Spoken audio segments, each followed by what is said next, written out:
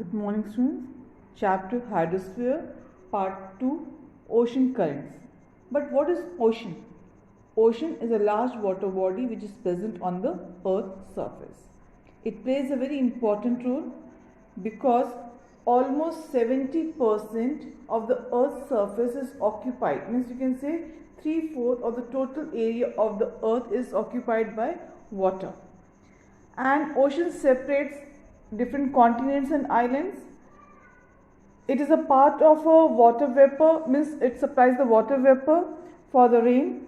It also supplies food, minerals and raw materials. It is a major recreational centers where we can do the surfing, boating and all that. So it is very important. On the earth we have 5 main oceans: Pacific Ocean, Atlantic Ocean, Indian Ocean, Arctic Ocean and Southern Ocean. Pacific Ocean is not only the largest ocean but it is also deepest ocean. And the deepest point is Mariana Trench, which is 10,800 meters deep inside the water. Then we have Atlantic Ocean, which is like S shape from north to south. If you draw, it is look like S shape. Then we have Indian Ocean. Third largest ocean is Indian Ocean. Fourth is Arctic Ocean, and then we have last is Southern Ocean. Now we are going to study about ocean currents. Now what is ocean current? Ocean current is a regular movement of water from one part of the ocean to another. Means on the earth the water moves in the ocean from one corner to another corner, and there are many reasons for this movement. Now the causes for ocean current or the reasons for the ocean current, first important is prevailing winds.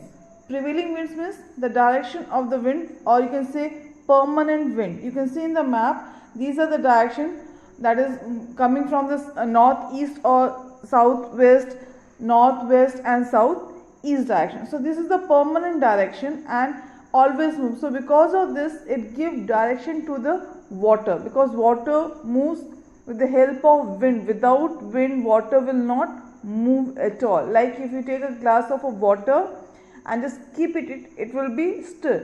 But as you blew over it, then what happened? You find the little waves. Okay, so water always moves because of wind. Second reason is variation in sea water temperature. Now ocean water or sea water temperature differ. Why? Because the place which is near, or the water body which is near to the equator, because equator always see the vertical sun rays, so here water is little warm as compared to the polar region, because polar region is a colder region. So because of that here the water is also cold. Water always move from a lighter to higher, means where the temperature is high the water is light, so it moves towards the colder region, and the water which is cold at the polar area, it moves under the water. So on the surface it is a warm water and below it is a cold water.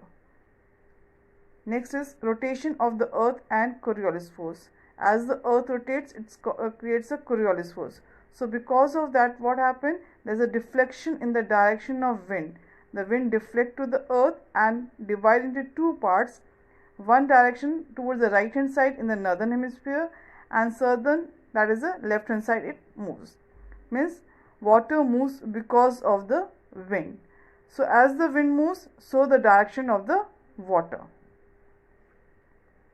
Now figuration of the coastline. Figuration of coastline means shape of the coastal area. As the water moves, it strikes the coast and then it divides. So as the equatorial current moves forward and it strikes with the South America, it divides into two forms. One is the northeast equatorial current and other will be the moving towards the southern hemisphere, that is the south equatorial current. So that division is because of the configuration of the coastline or the shape of the coastline. And next is salinity. Salinity means the density of the water. The water surface are generated from the areas of less density to the areas of high salinity. Means less density and high density. It depends upon the salinity of water. Just like the Atlantic Ocean, the water is less saline because it's a very large area, but as compared to that, Mediterranean Sea is enclosed, so here the water is dense, so more saline. So water always moves from a Atlantic Ocean towards the Mediterranean Sea. So these are the factors which makes the ocean current. Now we have types of ocean currents. So there are two types of ocean currents. First, warm ocean current, and second, cold ocean current. Warm Gulf Stream. Now this warm Gulf Stream is formed because of equatorial current. Now this is the equator area, and as the water moves in the northern hemisphere towards the right hand side, so it enters this equatorial current, which is a warm current, it enters into the Caribbean Sea. This is the Caribbean Sea, and from here it enters into the Gulf of Mexico, and from here it comes out from the Florida Strait. Here this is the Florida Strait. It comes out and moves towards the northeast direction. So when it moves towards the northeast direction, it moves along the coast of eastern coast of North America and reaches here near to Newfoundland. And because of this Gulf Stream, warm Gulf Stream, this is the northern part of eastern coast of America remains ice free in the winter season. Now next is North Atlantic Drift and Cold Labrador Current. Now North Atlantic Drift, this is the extension of the warm Gulf Stream. As it moves towards the northeastern direction, it reaches to the area of United Kingdom and to the Norway. This is one of the direction where it is moving. So when it moves here, it keeps the area ice free throughout the winter, and the people occupations, that is shipping or fishing, is done throughout the year. Now next is Cold Labrador Current. Cold Labrador Current comes from in between North America's Baffin Island and Greenland. So it's come from the Arctic Ocean in between this and reaches here to the coast of North America, that is the Baffin Island. This area is known as Newfoundland, and here this Gulf Stream, which is coming from the eastern coastal area towards the northeastern direction. So both the streams, that is a warm Gulf Stream current and Labrador current, meets here. When this warm current and cold current meets together, they form a fog, which is dangerous for the shipping. If you remember the film Titanic, that accident, it is because of this mixing up of cold and warm current.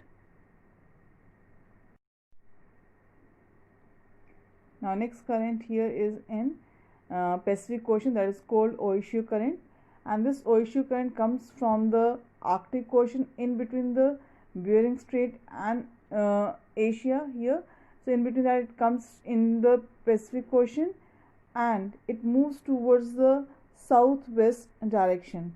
As it moves towards the southwest direction, it brings the coldness. So because of this, eastern coast of northern part of Japan, it's cold, have a very less temperature, and the division of Oishio current is also known as Kurili current. Okay, so it keeps the northern part of Japan colder even during the summer season. Next is Kuroshio warm ocean current. Actually, this is the north equatorial current towards the Philippines, Taiwan and South China Sea, but as it moves towards the Japan, it is known as Kuroshio current or Japan current. Now this Kuroshio current or Japan current is a warm current, and as it reaches to the Japan, it keeps the eastern coast of Japan warm throughout the year so that the fishing can be done easily. So it's a warm condition here. Now effects of ocean currents. Now the first is it influences the climate by modifying the climatic condition of the coastal region along which they flow. Means if it is a warm current, it brings the moisture and rain occurs, but if it is a cold current, then it brings a dry condition and it results into desert, like desert of Sahara or desert of Kalahari in Africa. When warm current and cold current mix, it creates a fog which is dangerous for the ship, like Titanic accident. But it is good as it mix. It also creates a plankton, which is a seafood for the fishes. So it gives a good fishing ground. So near about there is a big fishing ground is found where the fishing can be done easily. It also distributes the temperature over the earth's surface. Now as there is a sea breeze, so it brings the coolness towards the coastal areas and also result into the rainfall. So it is a big area from where the lot of moisture can be resulted into rainfall. So it helps in distributing the temperature over the surface.